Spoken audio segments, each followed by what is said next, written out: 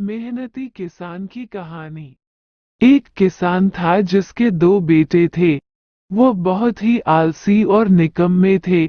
वो अपने पिता को कामकाज में हाथ बटाने के बजाय आलस किया करते थे, इधर उधर घूमते फिरते थे। किसान को अपने बेटों की बहुत फिक्र थी।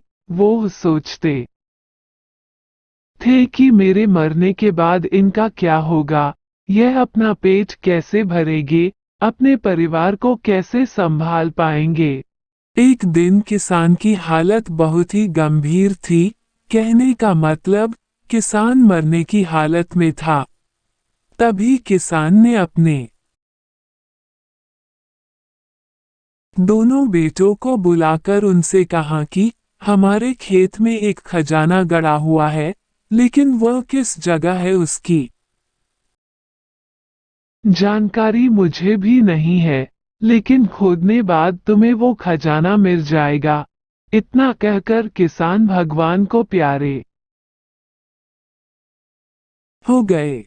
खजाने की खबर सुनकर दोनों बेटों के मन में लालच आ गया और वो दोनों खेत पर चले गए और खेत को खोदने लगे। खजाने के लालच में कुछ ही दिनों में पूरे खेत को खोदने के बाद वह घर जाकर बैठ गए और वह अपने पिता को कोसने लगे।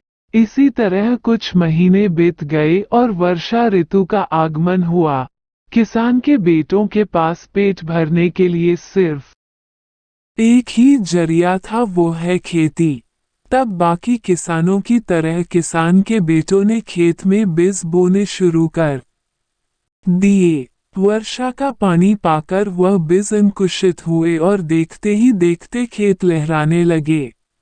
ऐसा लग रहा था कि हवा के झोंके से लहरा रहा था।